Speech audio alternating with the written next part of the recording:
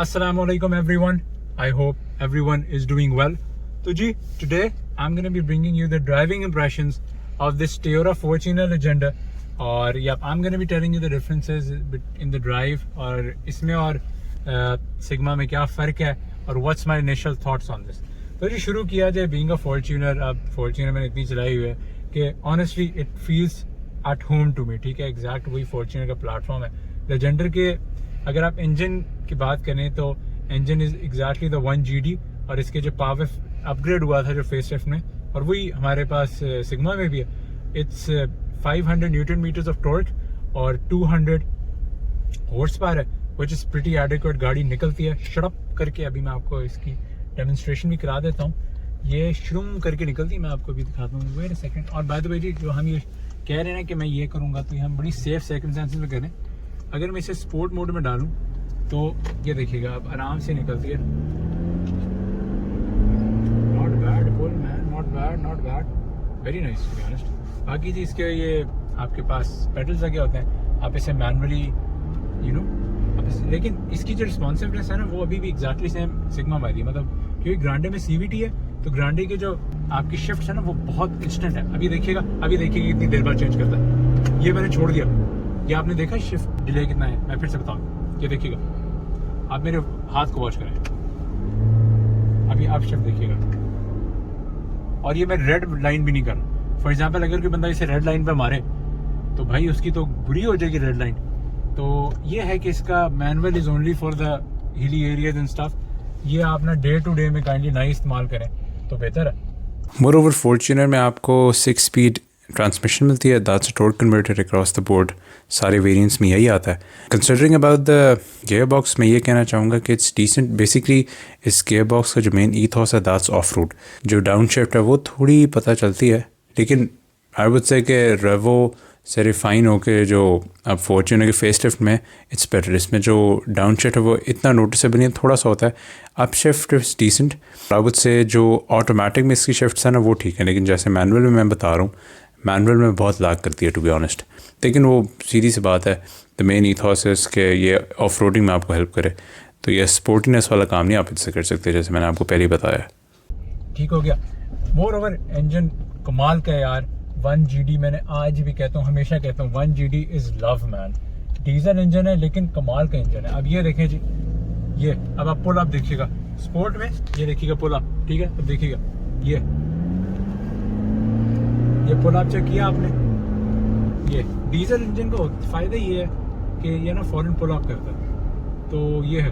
बाकी आपने इसमें देखा होगा कि इनिशियली बहुत पुल अप करेगा फिर बाद में ज़रा बैठेगा थोड़ा सा. ठीक हो गया. मोर ओवर इसमें अगर हम बात की जाए we have 3 modes exactly the same. Sport में ज़रा गाड़ी अच्छा ये वो गाड़ी है जिसने मैं कहूँगा इसके स्पोर्ट इको और नॉर्मल में बहुत फ़र्क पड़ता है. नॉर्मल में जाके मतलब नॉर्मल होती है, इसकी पिक भी मुनासिब होगी और एक मुनासिब तरीके से इसका पिक अप एंड स्टफ.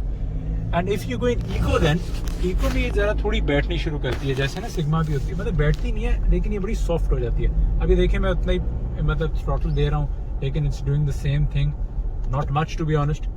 तो ये तो हमने इसके बारे में इंजन और इसके बारे में बात कर ली. अब हम आते हैं इसकी सस्पेंशन के बारे में. सस्पेंशन की बात की जाए तो इसमें आपके पास फ्रंट एंड रियर थैंकफुली इसमें लीफ स्प्रिंग्स नहीं है. आपके पास you have the normal suspension right है. एंड आई वुड से कि ठीक है यार लेकिन टू बी ऑनेस्ट बंदा ना इस पर थकना शुरू भी हो जाता है थोड़ी देर बाद ना.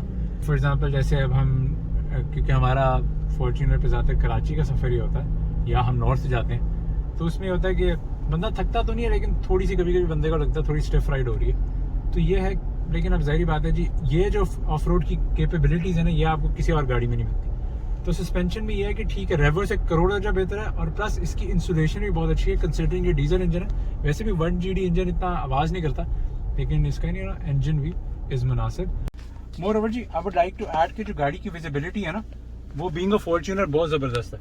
कि आप देखें मेरा व्यूइंग एंगल कितना ज़बरदस्त है कि मतलब मुझे पूरा हुड नज़र आ रहा है अगर आप दिखा सकें.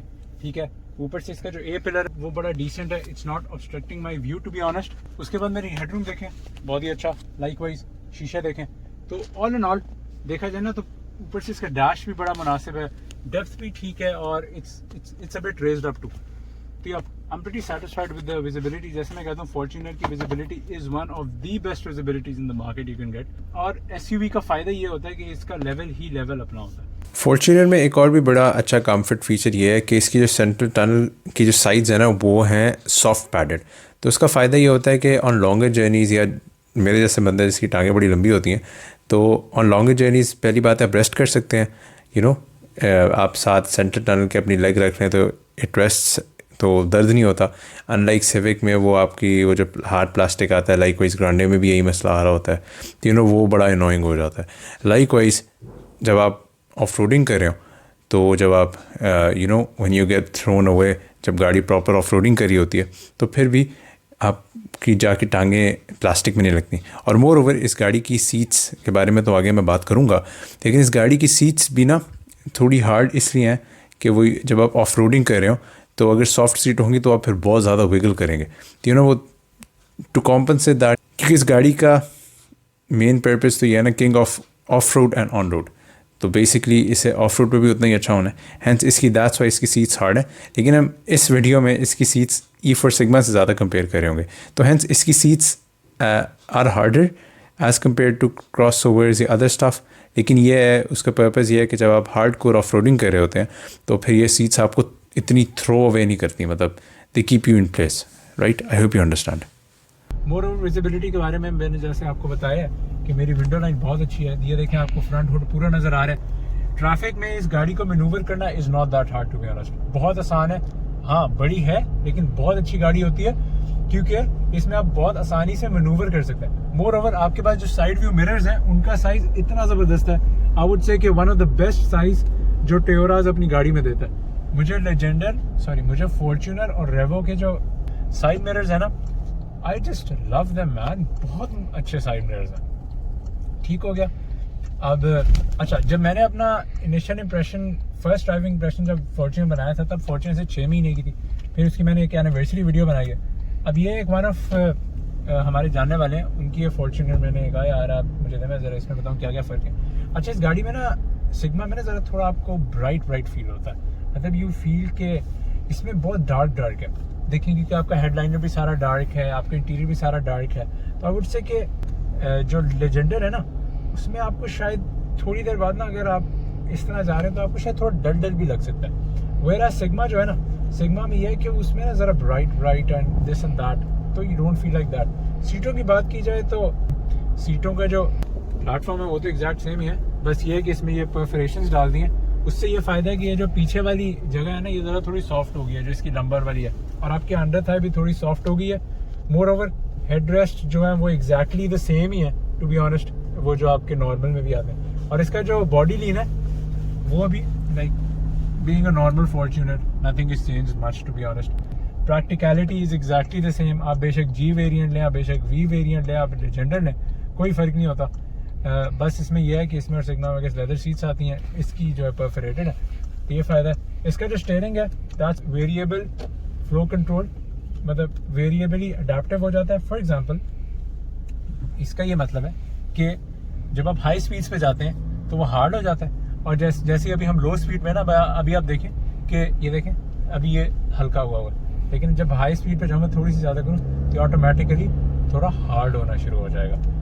इस गाड़ी की इंसुलेशंस बहुत अच्छी हैं, लेकिन क्योंकि इसमें ओनर ने कॉन्टिनेंटल के टायर डलवाए हैं तो मैं ये कह सकता हूँ कि मुझे 5% या अबाउट 10% फ़र्क ज़रूर लग रहा है इन कैबिन इंसुलेशन एंड आपकी जो राइड है ना ओवर द बम्प्स। जैसे अगर मैं बम्प के ऊपर जाऊँ तो ये थोड़ा सॉफ्ट है, ये देखें, मतलब रिलेटिवली सॉफ्ट है, सब्सटैंशियल फ़र्क नहीं है लेकिन रिलेटिवली आई वुड से कि डिफरेंस है इसमें कोई शक नहीं, डिफरेंस ज़रूर है।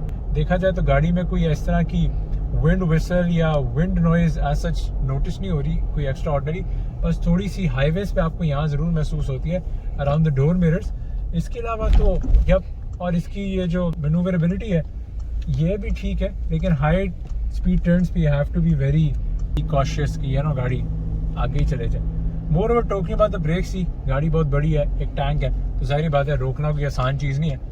और मतलब इस गाड़ी की जो ब्रेक पैडल का फील है वो मैं आपको ये बताता हूँ कि इनिशियली थोड़ी सी लगती है, उसके बाद ज़्यादा लगनी शुरू होती है। मतलब I wouldn't say it's that progressive, लेकिन अच्छी ब्रेक है, बुरी ब्रेक बिल्कुल भी नहीं है।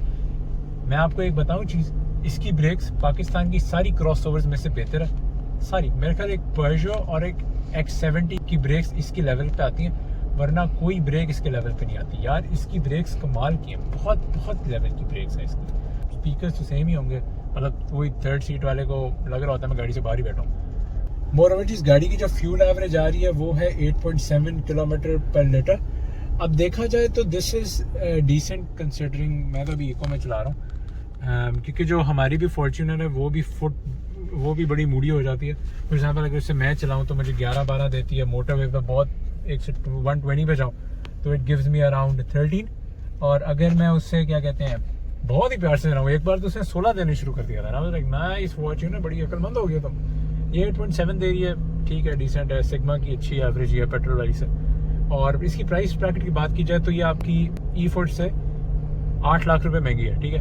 अब 8 लाख रुपए में आपको क्या मिलता है? आपको नए बम्पर्स मिलते हैं, आपको front end back parking sensors मिलते हैं, प्लस आपको ये ब्लैक आउट पियानो ब्लैक मिलता है, इसमें टेक्सचर। अच्छा मैं आपको चीज़ बताऊँ, सिग्मा में मैंने आपको कहा था कि मैं जब पहली बार गाड़ी चला रहा था तो मैंने ये किया तो स्टीयरिंग स्लिप हो गया, क्योंकि वो मैट है ना। इसका ये फायदा है कि एक तो इसका ये जो लेदर स्टीयरिंग व्हील है ना, इसका जो लेदर है वो सिग्मा से बेहतर है। लाइकवाइज आपका ये जो पियानो ब्लैक है ना, this is also much better in my opinion, क्योंकि ये ज़रा ग्रिपी है।